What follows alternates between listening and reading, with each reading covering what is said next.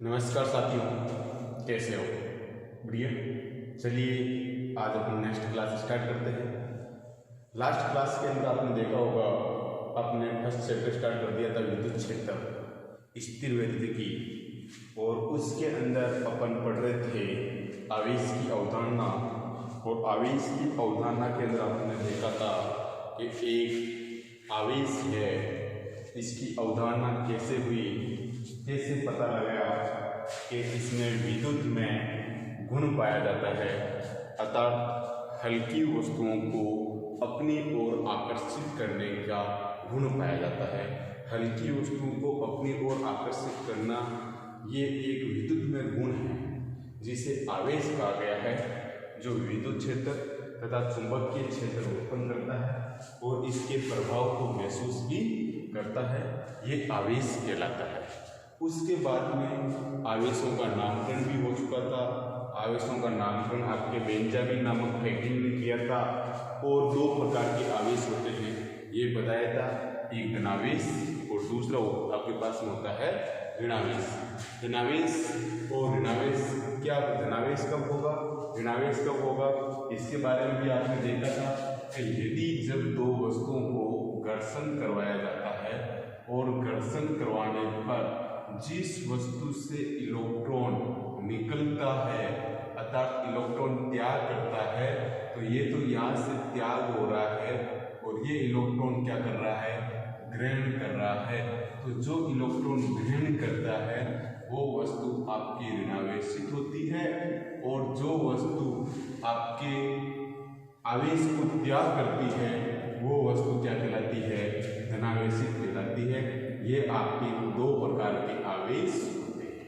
ठीक है, इस सारे के सारे फंडे को कैसे याद रखो, तो सिंपल है। सबसे पहले आपको पता होना चाहिए कि 600 ईस्वी पूर्व आपके थेल्स नाम के एक साइंटिस्ट आए थे, और थेल्स नाम के साइंटिस्ट ने क्या किया कि एक ऊनी वस्त्र, ऊनी और आपके रेशम के कपड़े के साथ घर्षण करवाया। किसका? प्लास्टिक की छड़ और कांच की छड़, प्लास्टिक की छड़ और कांच की छड़ के साथ घर्षण करवाया, और घर्षण करवाने पर पाया कि एक इलेक्ट्रॉन नाम का जो पदार्थ है, जो इनके आदान प्रदान से क्या होती है, वस्तु आवेशित हो जाती है। ठीक है, तो ये आपके पास में पाया। और इसके बाद में बताया आवेश दो प्रकार का होता है। बेंजामिन में आवेश दो प्रकार का होता है। अब एक आपने एम्बर भी वर्ड आएगा कि किसी एम्बर नामक छड़ को, जैसे प्लास्टिक की छड़ को मैं रेशम या इसके ऊनी की खाल पर रगड़ रहा हूँ, इसी प्रकार से एक एम्बर क्या होता है, आपके पास में ग्रीक वर्ड है एम्बर। ठीक है, एम्बर एक ग्रीक वर्ड है, शब्द है, जिसका हिंदी अनुवाद होता है इलेक्ट्रिसिटी।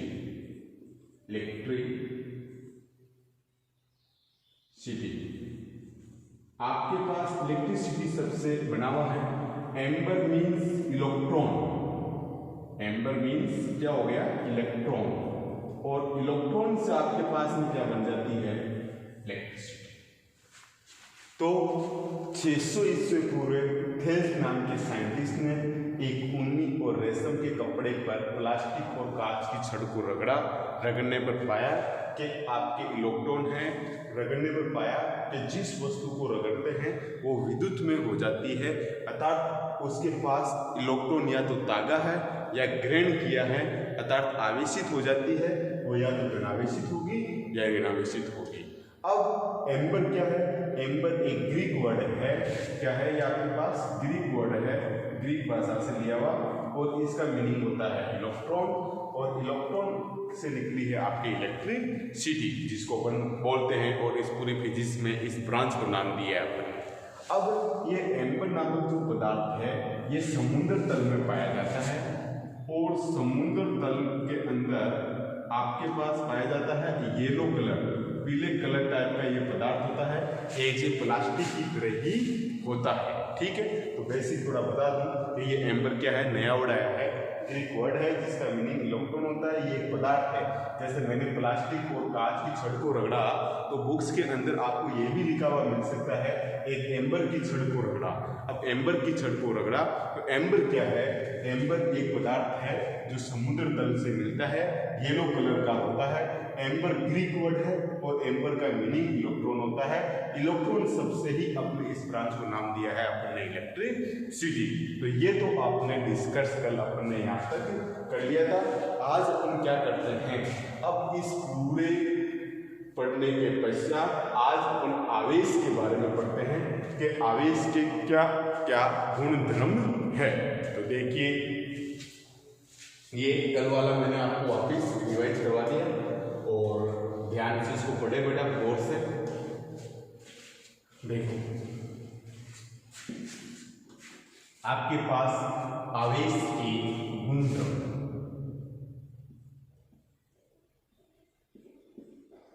आवेश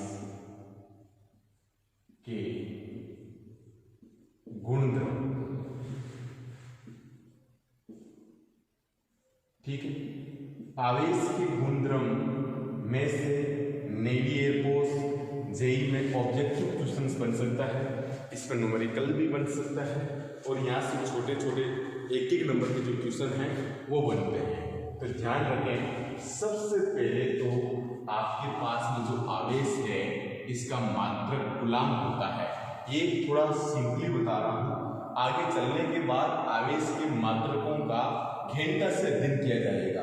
अलग अलग पद्धतियों में इसका क्या मात्रक होता है, क्या वैल्यू होती है।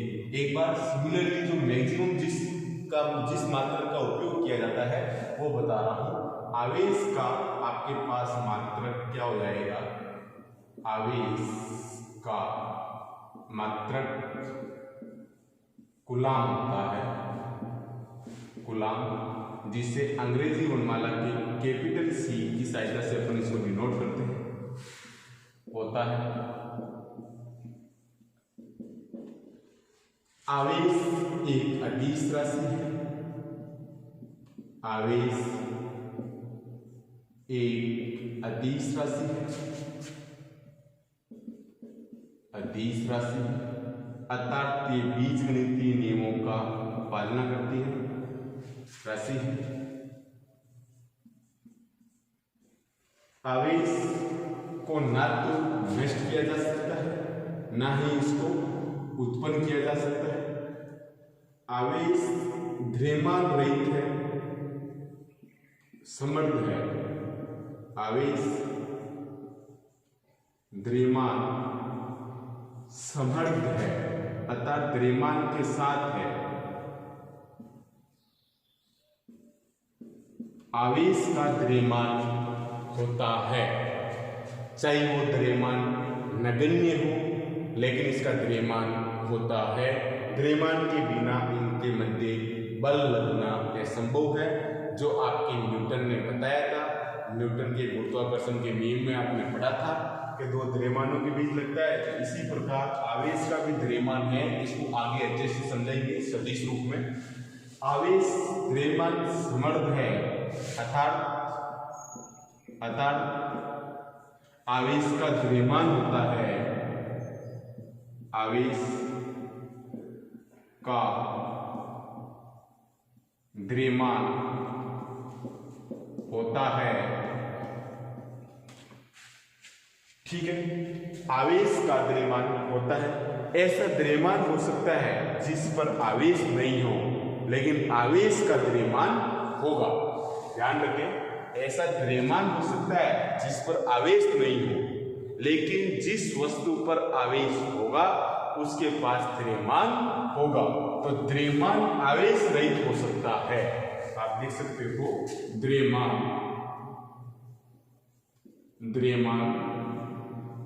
आवेश रहित अर्थात बिना, अर्थात आवेश द्रव्यमान रहित अर्थात द्रव्यमान आवेश के बिना भी होता है, परंतु आवेश द्रव्यमान के साथ ही होता है। अब आपके पास आवेश के गुणधर्म और है। ये बेसिक आवेश अदिश राशि है। मैक्सिमम इसका मात्रक काम में लिया जाता है कूलाम है। आवेश जिस बॉडी के पास आवेश होगा उसका द्रव्यमान होगा, लेकिन ये जरूरी नहीं है जिसके पास द्रव्यमान है उसके पास आवेश भी हो, ये आवश्यक नहीं। लेकिन आवेश जिसके पास होगा उसके पास द्रव्यमान होगा। अगला आवेश का द्रव्यमान होगा, जैसे आपने एक इलेक्ट्रॉन एक प्रोटॉन इनके द्रव्यमान पढ़े हैं, ये आपके आवेश ही तो है। इलेक्ट्रॉन और प्रोटॉन क्या है? आवेश ही हैं, और इन आवेशों के द्रव्यमान आपने पढ़े भी हैं।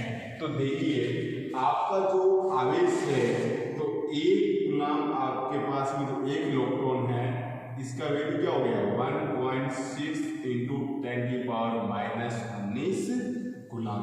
ये एक आपके इलेक्ट्रॉन एक आवेश की कूलाम के अंदर वैल्यू है 1.6 × 10⁻⁻19 कूलाम। प्रयोगों के आधार पर की गई है, ठीक है।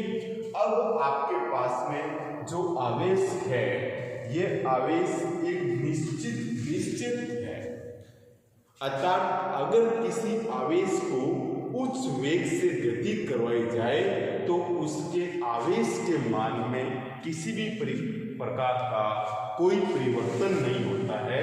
अर्थात मैं आपको केवल एग्जाम्पल के तौर पे बता दूं, यदि आपके पास में ये कोई कण है, पदार्थ है, और इस पदार्थ के ऊपर आपने आवेश दे रखा है 5 कूलाम, ठीक है, और इस कण को आप गति करवाते हो 10 मीटर पर सेकंड के वेग से, और एक दूसरा कण है, इस कण के ऊपर आपने आवेश दे दिया 6 कूलाम, और इसको आप गति करवाते हो 15 मीटर पर सेकंड। एक बार दोनों इक्वली दे दो तो आपको क्वेश्चन ऐसे पूछ सकता है कि यदि किसी पिंड पर 5 कूलाम आवेश दिया गया है और उस पिंड को आप 10 मीटर पर सेकंड के वेग से गति करवाते हो, तो आप गति करवाते हो, तो इस गति के पश्चात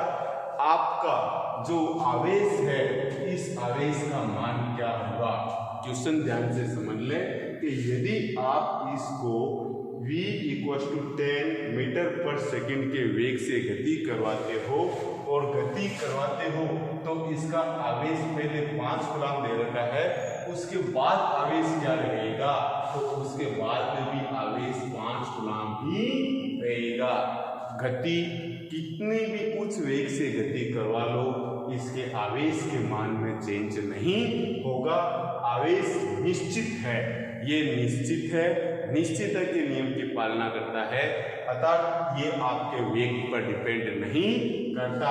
इसी प्रकार से इस आवेश का वेग और बढ़ा दिया वो कह रहा है कि यदि आप 15 कर देते हो मीटर पर सेकंड तो भी चेंज नहीं होगा, वो आपके इतना ही रहेगा।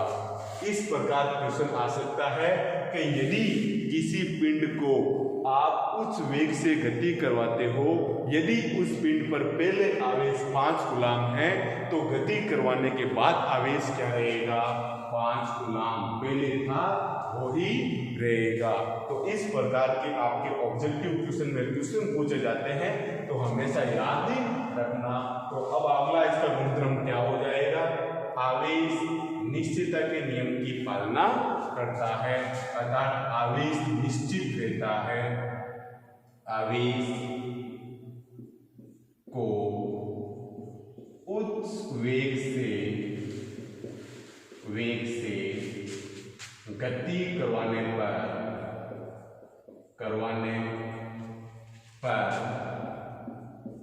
उसके आवेश के मान में कोई परिवर्तन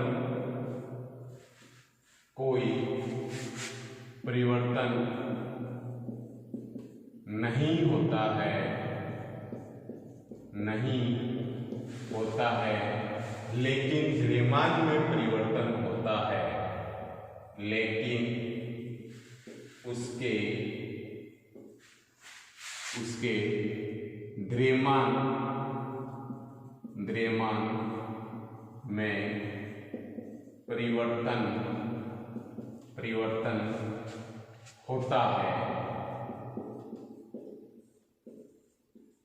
ठीक है, तो आवेश के गुणधर्म, फर्स्ट गुणधर्म था आपके पास आवेश का मात्रक कूलम्ब, दूसरा आवेश एक अदिश राशि है, तीसरा आवेश द्रव्यमान से समर्थ है, द्रव्यमान के बिना आवेश नहीं रह सकता, लेकिन आवेश के बिना द्रव्यमान रह सकता है। उसके बाद चौथा, एक कूलम्ब आवेश में एक इलेक्ट्रॉन में कितने कूलम्ब होते हैं? 1.6 × 10⁻⁻19 कूलम्ब। प्रयोगों के आधार पर यह वैल्यू सिद्ध की गई है। आवेश को उच्च वेग से गति करवाने पर उसके आवेश के मान में कोई परिवर्तन नहीं होता, लेकिन उसके द्रव्यमान में परिवर्तन हो सकता है, अर्थात आवेश निश्चित रहता है, आवेश निश्चित रहता है।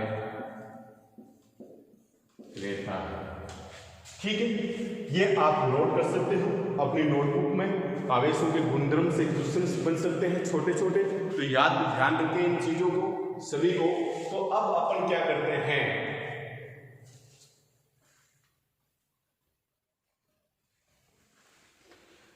ठीक है, ओके, कैमरा ऑन है, चेक करना पड़ता है बीच बीच में इसको।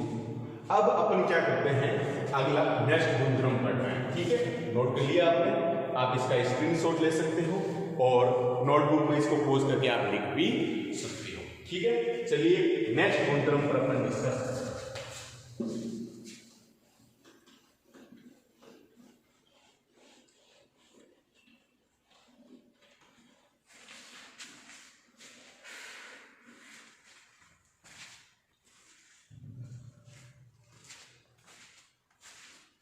सिक्स गुणधर्म हो गया आवेशों के योजिता का नियम। आवेशों के योजिता का नियम, ये भी एक गुणधर्म है। क्या बताता है ये? आवेशों के योजिता का जो नियम है ये क्या बताता है, ध्यान से सुनिए। आवेशों की योजिता के गुणधर्म के आधार पर यह बताया गया है कि यदि आपके पास कोई एक बॉडी है, एक सिस्टम है, इस सिस्टम के अंदर भिन्न आवेश स्थित हैं।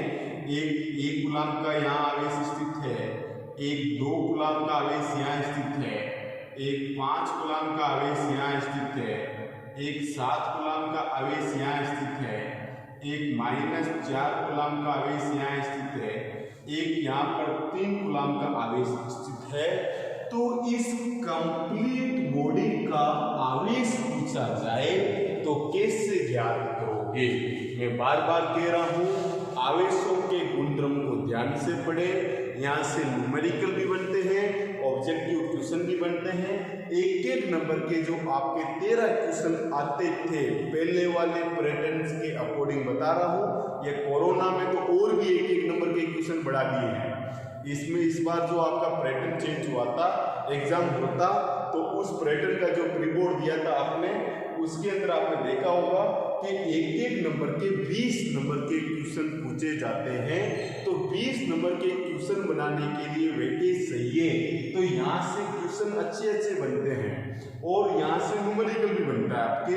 कि यदि आपको कह दिया जाए कि आपके पास में ये कोई बॉडी है, इसके अंदर भिन्न आवेश स्थित है, तो इस कंप्लीट बॉडी पर कितना आवेश है, इस चीज का कैसे पता लगाएं। तो इस चीज का कैसे पता लगाएं, तो मैंने आपको सबसे पहले ये बताया था दूसरा गुणधर्म डिसाइड के आवेश एक अदिश राशि है। तो इन सभी आवेशों को अपन क्या कर देंगे, सम कर देंगे विद साइन। अगर नेगेटिव है तो वहां नेगेटिव, यदि कोई पॉजिटिव है तो पॉजिटिव के साथ उसको क्या कर दो, ऐड कर दो। तो कुल आवेश क्या हो जाएगा इसका ऊपर, Q equals to -1 coulomb plus k 2 plus के 5 प्लस के 7 प्लस नहीं है अब माइनस के 4 प्लस के 3, इन सब का सम कर दो। जो आंसर आएगा वो टोटल नेट आप इसके ऊपर क्या आ जाएगा, चार्ज आ जाएगा, आवेश आ जाएगा। तो कितने हो जाएंगे भैया आपके पास में, माइनस का 1 माइनस के 4, ये तो हो गए माइनस के 5, ये जोड़ दो बाकी के 7 3 10 और 5 15 2 17, ये 17 गए तो कितना हो जाएगा, नेट चार्ज आपके पास आ जाएगा प्लस के 12 कूलम। तो इस प्रकार के न्यूमेरिकल भी आप इससे सोल्व कर सकते हो। तो आवेशों के योज्यता का नियम क्या कहता है, आवेशों के योज्यता का नियम ये बताता है, यदि आपके पास कोई बॉडी है, इस बॉडी के अंदर Q1 Q2 Q3 dot dot Qn आवेश स्थित है, तो इस बॉडी के ऊपर टोटल आवेश क्या होगा, तो टोटल आवेश आप क्या कह सकते हो, Q net equals to Q1 plus Q2 plus dot dot dot plus Qn। ये तो योज्यता का नियम है और ये इसके ऊपर एक एग्जाम्पल हो गया था जिससे मैंने स्टार्टिंग में आपको यहाँ से ही समझाया। ठीक है, तो देखा आवेशों के योज्यता का नियम क्या बताता है। आवेशों के योज्यता का नियम कि यदि कोई बॉडी है और उसके अंदर Q1 Q2 Q3 Qn आवेश स्थित है, तो इस कंप्लीट बॉडी का टोटल चार्ज या आवेश क्या होगा, तो इन सभी का सम कर दो, क्योंकि आवेश एक अदिश राशि है।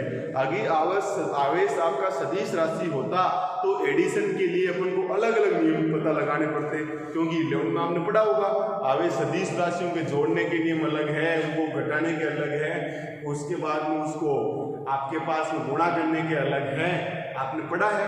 लेकिन आवेश एक अदिश राशि है तो इसके लिए बीजगणितीय नियमों की पालना करते हैं, तो सभी को इसके साइन के साथ क्या कर दिया, ऐड कर दो। जैसे फॉर एग्जांपल कि ये कोई सिस्टम है, इसमें यदि आपके पास 1 coulomb minus 1 coulomb plus k 2 coulomb plus का 5 कूलम है, ये ध्यान रखना है ना, 5 कूलम प्लस के 7 कूलम माइनस के 4 कूलम प्लस के 3 कूलम यदि इसके अंदर स्थित है, तो इस पूरी बॉडी पर टोटल चार्ज क्या होगा, तो टोटल चार्ज निकालने के लिए सभी का सम कर दो, -1 +2 +5 +7 -4 +3 विद साइन। यदि माइनस चार्ज है तो माइनस लगाओ आगे, यदि प्लस चार्ज है तो प्लस लगाओ और उसको कैलकुलेशन को सोल्व कर लो, टोटल या नेट चार्ज आपके पास आ जाएगा। 2018 माध्यमिक शिक्षा बोर्ड में यहाँ से एक क्वेश्चन पूछा गया था और वो क्वेश्चन किस प्रकार पूछा गया, ध्यान से देखिए, मैं बताता हूँ आपको। क्वेश्चन ऐसे था, एग्जाम्पल फर्स्ट हो गया ये आपके पास, अब दूसरा बता दूं एग्जाम्पल सेकेंड। उसमें इस प्रकार आपके पास में दिया गया था कि ये आपके पास क्या है, ऐसे ऐसे बना दिया, ठीक है, और ये 2 बॉडी थी, इस भाग को उन्होंने छायांकित कर दिया, ठीक है, ये भाग छायांकित था,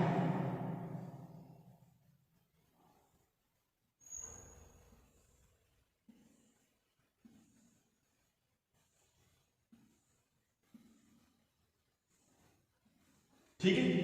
अब ये बॉडी ए, ये बी, यहां पर आवेश था -2 कूलम, -5 कूलम, +5, 1 कूलाम माइनस के 2 कूलाम, यहाँ प्लस का 5 कूलाम, यहाँ माइनस के 3 कूलाम, इधर माइनस का 10 कूलाम, यहाँ 5 कूलाम प्लस के, इधर माइनस का 1 कूलाम। ठीक है, क्वेश्चन 3 बनते हैं यहां से। पहला, केवल बॉडी ए में ए का नेट चार्ज क्या है? केवल बॉडी ए का, तो बॉडी ए की बात करें तो इसमें -2 कूलाम भी है, 5 कूलाम भी है, और ये जो बॉडी है ये बॉडी आपके यहां से इंक्लूड होके ये यहां तक, तो ये बॉडी अगर यहां तक है तो ये वाला पोर्शन भी इसी में इंक्लूड है। मेरी बात को समझ रहे हो आप?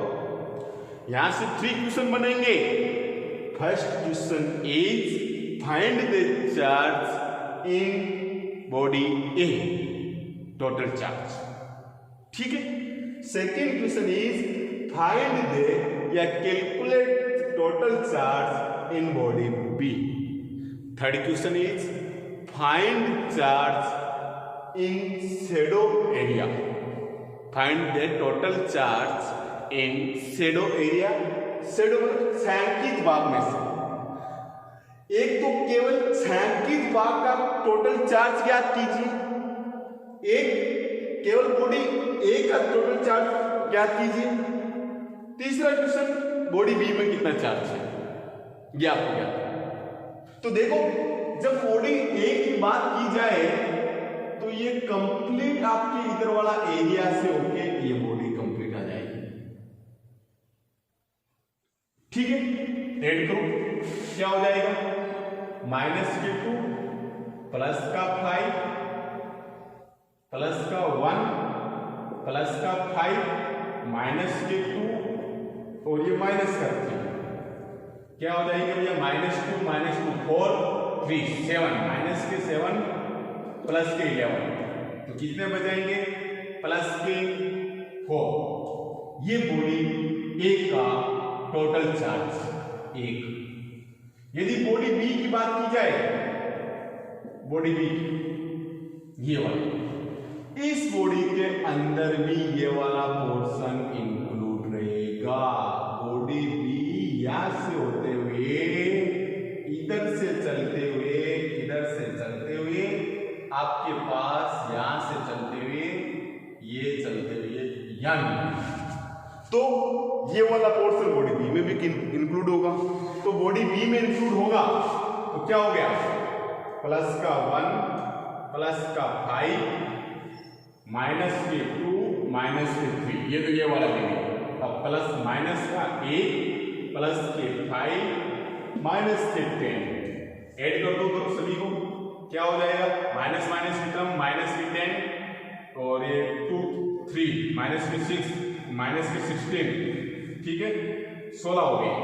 अब प्लस के कितने हो जाएंगे? प्लस का 1 और 5 6 और ये 11, तो आंसर क्या आ जाएगा? -5 coulomb net charge body B पर। अब जो ये रहा शैडो एरिया है, छायांकित भाग को बॉडी सी से डिनोट कर रहा हूं। अब कहेगा छायांकित भाग में कुल आवेश कितना है? 2018 में ये पूछा गया था कि छायांकित भाग का कुल आवेश ज्ञात कीजिए। तो छायांकित भाग का कुल आवेश ज्ञात करना था तो सीधा सा आपके पास क्या था? प्लस का 1 प्लस के 5 माइनस के 2 माइनस के 3, तो क्या हो जाता? 1 और 5 6 और ये कितने 5, तो कितना आता? 1 कूलाम प्लस का नेट चार्ज आपके पास आ जाता छायांकित भाग। ठीक है, तो इस प्रकार के क्वेश्चंस आते हैं इस गुणधर्म के आधार पर, जिनको आपको आराम से सोल्व कर सकते हो। एक नंबर में क्वेश्चन ये पूछे जा सकते हैं। तो आई थिंक आवेशों के योज्यता का नियम आराम से समझ में आ गया। ये क्वेश्चन आप 2018 का पेपर उठा के देख लेना, वहां पर मिल जाएगा। 4 नंबर वाले क्वेश्चन के साथ पूछा गया था, 1 नंबर प्लस 3 नंबर करके 4 नंबर बनाए थे।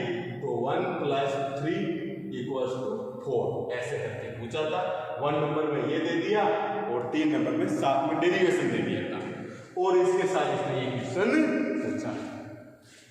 ठीक है, तो आपको ये आवेशों का आपके छठा गुणधर्म था, आवेशों के योज्यता का नियम।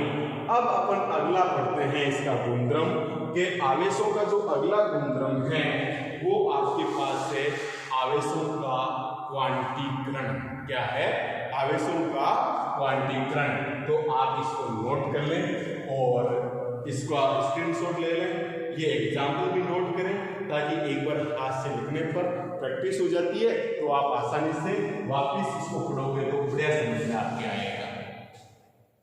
लैंग्वेज जो मैं बोल रहा हूं ये आपको नोट्स के माध्यम से मिल जाएगी, लेकिन टेम्परेली आप ये अभी लिखें, ऐसे लिखोगे रफ कॉपी में, तो इससे आपकी प्रैक्टिस होगी।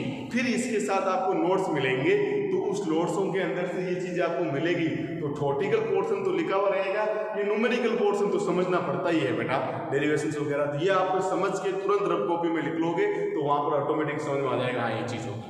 तो इसलिए इसको साथ साथ आप नोट करें ताकि आसानी से आपको बढ़िया समझ में आ जाए। 12th क्लास है, बोर्ड क्लास है, तो सीरियसली पढ़ें, ऐसे नहीं आप इसको रफली लेके पढ़ रहे हैं, क्या है चल रही है ऑनलाइन क्लास है, हाँ हो रहा है, तो ऐसी भावना न रख के सीखने की भावना रखने के हिसाब से आप पढ़ें। ठीक है, तो आई थिंक आप सभी ने नोट कर लिया होगा। चलो अब नेक्स्ट गुणधर्म पर बात करते हैं। अगला गुणधर्म है आवेशों का क्वांटीकरण। 7वां आवेशों का क्वांटीकरण। आवेशों का क्वांटीकरण।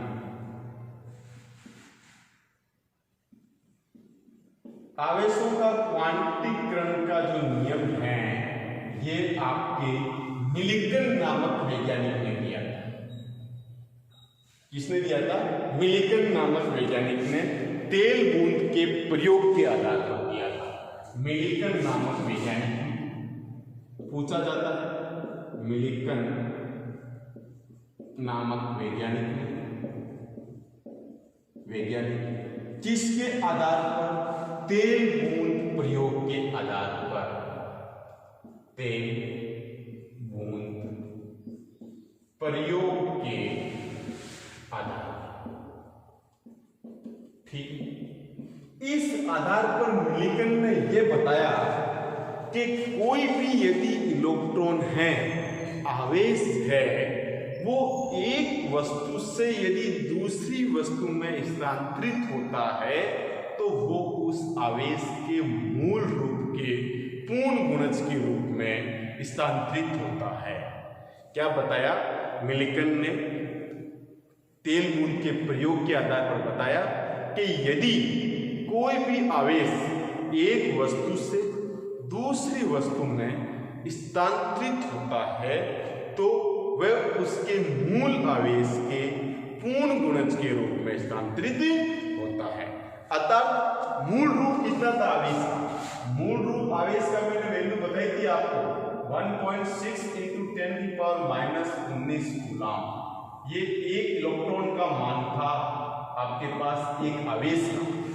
ठीक है, तो यदि कोई आवेश एक वस्तु से दूसरी वस्तु में स्थानांतरित होगा तो इसका पूर्ण गुणज जाएगा।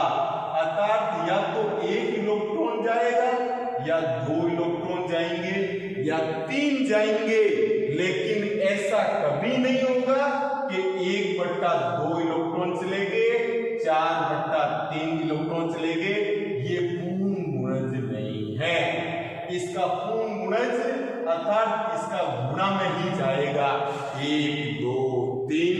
अर्थात कहने का मतलब सीधा सा मीनिंग ये है, कोई भी इलेक्ट्रॉन एक वस्तु से दूसरी वस्तु में स्थानांतरित होता है तो वे आपके 1 या 2 की फॉर्म में, 3 की फॉर्म में हो सकता है। 1/2, 3/4 इस फॉर्म में नहीं हो सकता। ठीक है, ये आवेशों का क्वांटीकरण था। इस आवेशों का क्वांटीकरण को अभी और अच्छे से डिटेल से एक्सप्लेन करेंगे नेक्स्ट क्लास के अंदर, अपन इसके बारे में पढ़ेंगे। आज आपकी क्लास लंबी हो जाएगी, इसलिए अपन अपनी क्लास में यहाँ विराम देते हैं। नेक्स्ट क्लास के अंदर आवेशों के क्वांटीकरण को और अच्छे से समझाएंगे, बहुत बढ़िया, इसके ऊपर अच्छे से न्यूमेरिकल भी आते हैं। आप पढ़ाने के चक्कर में बिल्कुल निश्चिंत रहें, ऐसा पढ़ाया जाएगा, आप कहीं पर कंपेयर कर लेना, कोई इस प्रकार से आपको पढ़ा दे। पढ़ाने में बेहिचक टेंशन लो, हमारे पास बहुत अच्छा मटेरियल नॉलेज सब कुछ है कि ऐसे क्वेश्चंस हैं, ऐसे ट्रिकें हैं कि किस हिसाब से आपको हम दें कि तुरंत आपके माइंड के अंदर वो चीज एक्सेस हो जाए और समझ में आ जाए। बिना हमारे पास सीधा सिंपल ट्रिक है, हम घुमा फिरा के नहीं, इस प्रकार से सिंपल इजी वे के अंदर आपको सारी चीजें समझाई जाएगी कि कंप्लीट की कंप्लीट चीजें आपको समझना है। ठीक है, तो आप कंटिन्यू लगे रहें और बढ़िया करें, पढ़ें, आसानी से समझ में आएगा। वीडियो को पॉज करके दोबारा भी देखें, जिससे और कोई प्रॉब्लम रह जाए तो आप इसको समझ सकते हैं। ठीक है, ओके, थैंक यू।